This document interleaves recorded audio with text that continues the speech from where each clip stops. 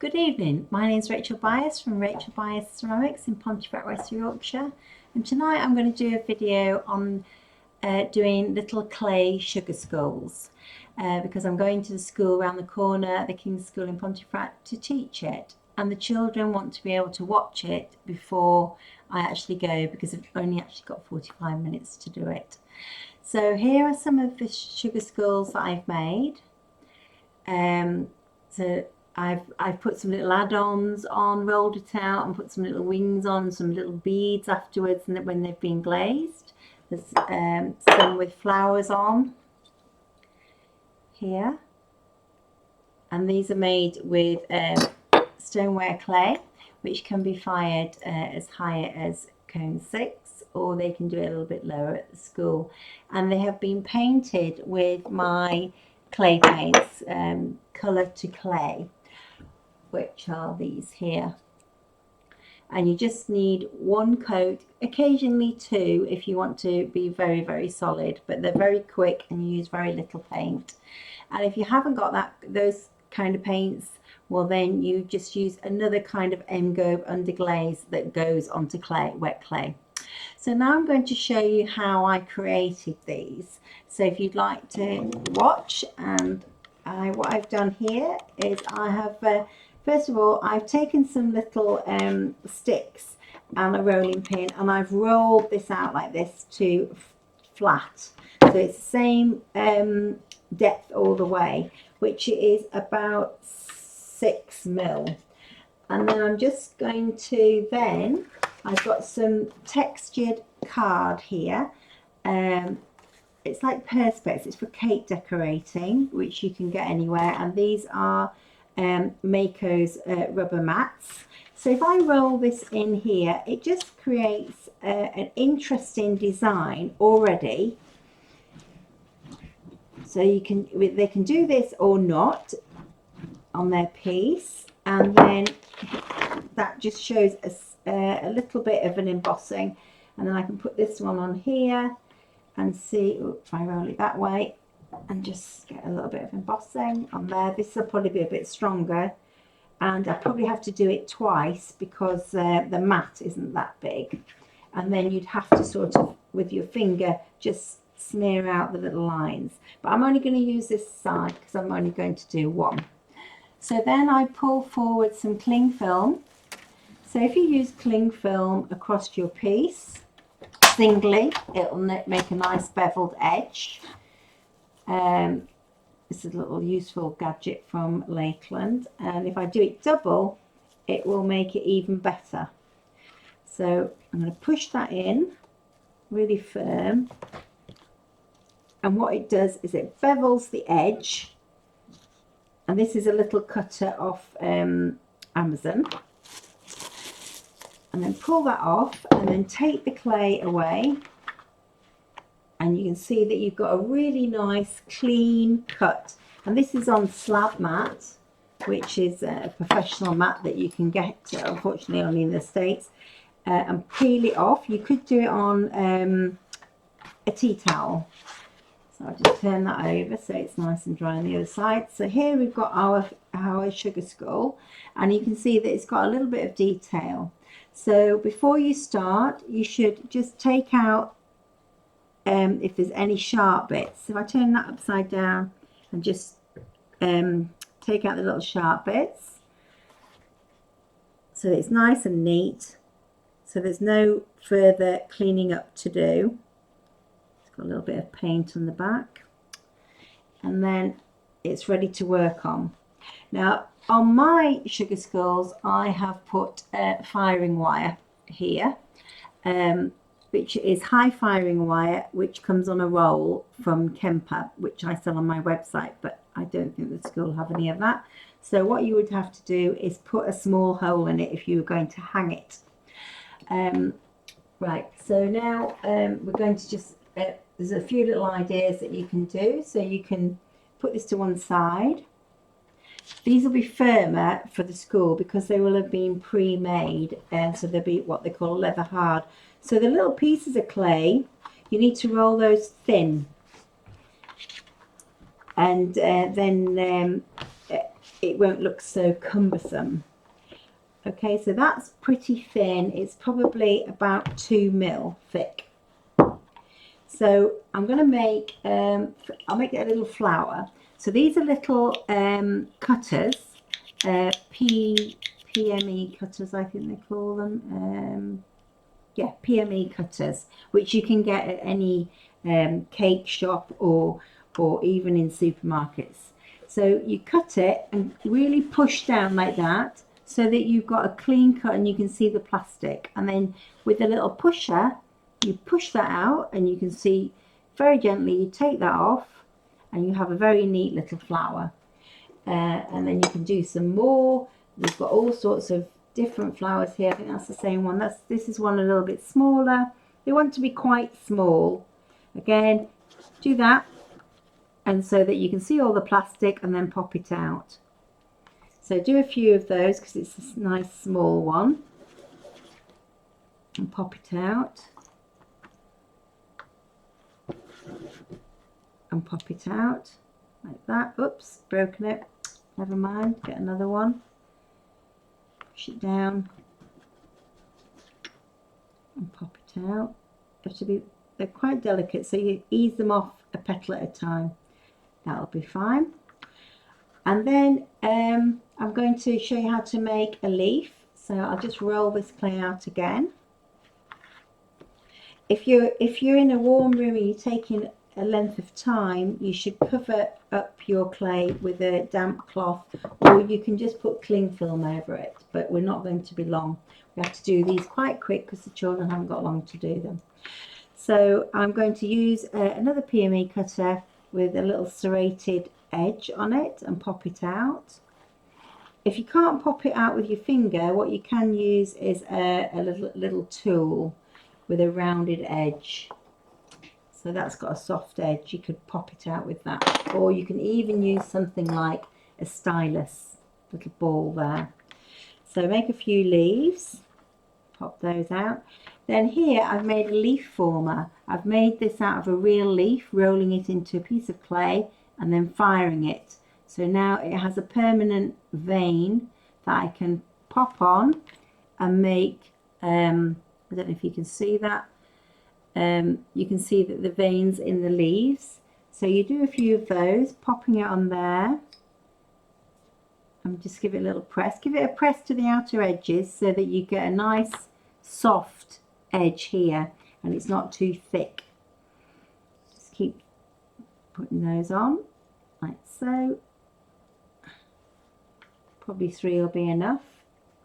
And then we'll bring our sugar skull back, and it's very soft, mine, so I don't really need any slip, but this is actually piping paste, but slip is fine to use. So that would be, you'd make your clay and put it through a blender, and sometimes if you put a bit of vinegar in it, it makes it nice and thick and it makes it a bit more sticky. And so you put this where you're going to put the flower. So put that there, and then you can make a little middle. So if I get a tiny little bit of clay and make a little ball, and then pop the flower in my hand, pop a little bit of slip on the ball and put it right in the middle like that, and then pop that there. And then I'm going to get a little PME cake decorating tool, which has got a serrated design on it. There might be a bigger one, slightly bigger. Yeah, this one. This might be better. And then I'm just going to push that in there. Now, sometimes it might be better to put a bit of talcum powder on the end of there if it gets too damp. So before you carry on, you would just get a little clay tool and lift the sides up like that, and then you can pop the others. So I would pop those with a smaller tool like this and pop it under there, and then another one, so there, and then the leaves just give them a little squeeze to give them a bit of look, a bit interesting, a bit of life. I'm going to put some of the slip here.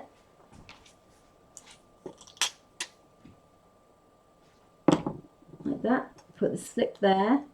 Now if you don't put enough slip on and they don't stick, when you dip them in a glaze bucket, you'll end up losing some of your pieces. So you need to make sure that they're well and truly stuck on your sugar skull. I've got my 3 leaves on there. Like so, just use that little flower, not waste it. That in there. And then I'm going to do a nose. So for a nose, I'm using a little cake decorating tool here, which looks a bit like a nostril.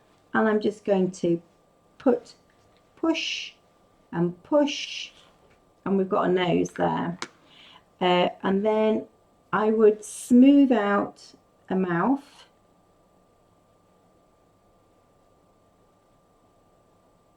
Now you can either make little teeth by rolling a piece of clay like a sausage and then just squash it with a rolling pin or just your fingers, and then you can either chop them individually or just pop that on and sort of carve it a bit later. So you can pop this like that, put it in the slip, pop it there so it's sticking up. Then take a clay tool and score it, and then just mark it like that. Let's do it. Actually, I don't think I will score it. I think I'll just do it like that, and then divide it up, and then tidy that up with a tool later. And then for the eyes, you can either do sunken eyes or not. You can push them in like this. That's probably not big enough. I just drag it forward a bit to make it oval. And that's about it. And then I would push the wire, the firing wire in there, because I hang these to actually fire them. I hang them off a rod. And then you'd paint it. So these clay paints you can paint directly onto the piece. So pop some colours on.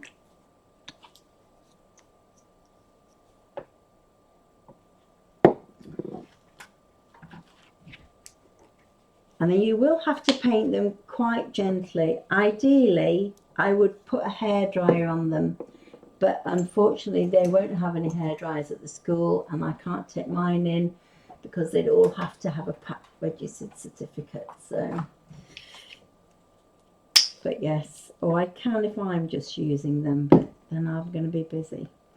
So you can paint the detail, and I have with these, I've painted some, picked up some of the detail of where I've embossed it, but you don't have to.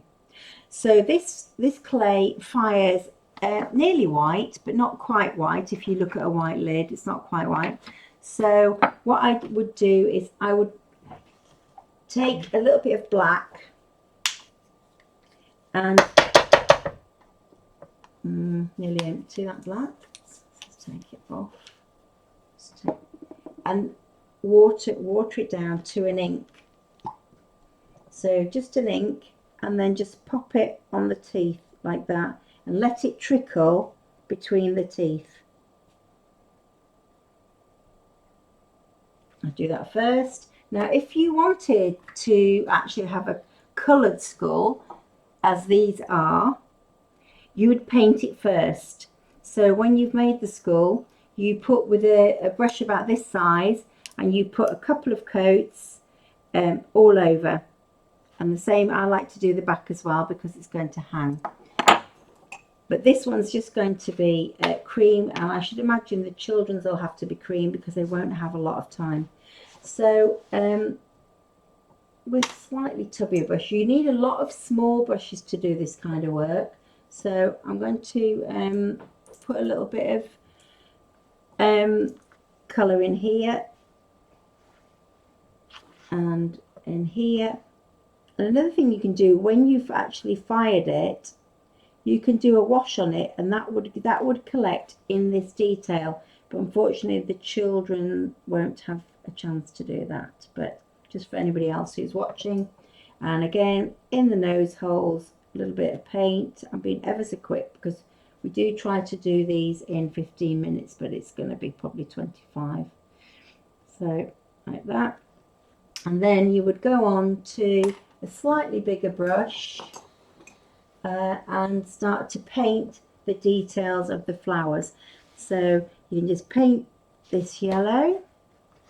It's very, very soft. The children's won't be as soft because they will have been already made, and so they will be what they call leather hard, which is easier. So I probably will take my heat guns, and maybe the teachers will help them. Just if you just gave it 2 minutes with a dryer, it would be enough. Sorry, not 2 minutes, probably a minute with a dryer. That would be enough to actually make it firm enough to paint a little bit easier. But the nice thing about when it's like this is it's not going to snap. So then I'll just paint the middle orange. So I usually put my little finger to support myself like that, and then I would paint the back, but I'm not going to do that right now. And I usually pull a bit of colour from the edges like that, and then the leaves, I do a wash of this dark green. It's very, very strong, this paint, so you don't need hardly any. It's pure pigment paint, and it goes and it sticks very well to the very wet, soggy greenware like that.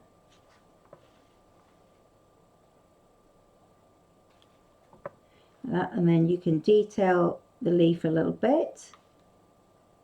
I mean, probably nicer still if you just make it, fire it, and then do it later, because clay paints go on to greenware or bisque. And then maybe put a little bit of yellow coming from the end of the leaf, just to make it a bit more interesting than just a flat dark green leaf. And then if I've got any white here, I'm not sure if I have. Yes, I have some white. Give this little fella some white teeth. Not that they would be white. And if I was doing a third firing, I would probably give it a gold tooth, or you could put a gold tooth on with non-firing acrylics. Some little luster paints. It would just go on top of the glaze item, because this is obviously is not for food. So that's highlighted his teeth, and you can see them better because I've done a shadow of dark in the background. And then if I just do these little fellas red, so you can see how I'm resting my little finger all the time on a different part of my hand. That's to keep me balanced, because otherwise I'm probably going to go on to the next flower, which I don't want to do. I'm trying to paint the way of the flower. It's very important to have your work neat, so if you've scratched it while you've been making it, you just need to tidy it up with a sponge later. So and if you wanted to have some little you wanted the middles to stick out a little bit, you could put piping paste, or if you wanted spots or something, this will actually deliver you something. So you could put, or you could make something. So I'm going to put put that there, and then I'm going to make a heart. So I've got these little tools here, Kemper tools, which we have on our website, which are great for cutting out shapes. So again, you can just roll out the clay, not too thick. Now if you want it beveled a little bit, you can put, I put a single when it's so small, like this, and then you get your get your heart, push it in like that, and look, it makes a very nice heart that actually sticks up. Oops, it's in the cling film. So it sticks up more, it becomes beveled. And you could, to save time, just paint that before you stick it on, then you're not getting it all over. Oops, I used a black brush. You're not getting it all over the piece. So like that. You say, how's she going to pick that up when it's all wet? Well, so I've gone right down the sides, so which is hard to do when you're on your piece. So just pick that up with a knife and then pop it on that piping paste. Pray it's going to stick. I might have to just touch it with something else. Oops, stay. That's it. And then just paint a little bit more on, just where the hole was. So there you have a little heart. And you could do the same if you thought, oh, okay, I'll have a heart and I don't want to cut it out. You can put the cling film on your piece, double, put it on double or even triple, and then push the little cutter just a little way in, not very far, and look, the little heart will pop up, but it's not as three-dimensional as one that is stuck on. So, and then you just go around and just make sure that you've got all your edges and it's as neat as possible. And then you would dry this out nice and flat somewhere, and then you would then fire it to cone 04, and then you would then glaze it, dip it, and then refire it to cone, I usually do 05, but some people do 06. And then because I will put a wire in it, I would hang it on, I have a firing line that I've invented, and so these go directly onto a firing line with a firing thick rod, and they just sit there. Can you just pass me one of those rods? There, look, the bundles. Can you see the bundles? Thank you. Okay, so you put it on like this. So these are high firing rods that have just done a worldwide trip. They were ordered in August, came to England, went back and came back again. So they've just got back. Strange. And anyway, you fire it like that. So you can put 3 or 4 on and you put it on a prop. And then you don't have any stilt marks here. Anyway, I hope you've enjoyed that. Do like and subscribe at the bottom and add your comments, and I will add what I've used today to help you out. And if anybody wants to send me an email to Rachel@FireDartDesigns for any information, that would be great. But it's better to ask the question underneath the YouTube so everybody else learns. Anyway, I hope you've enjoyed it, and I hope you children are watching and that you're going to enjoy it when I do it in a fortnight. Thank you for watching. Bye for now.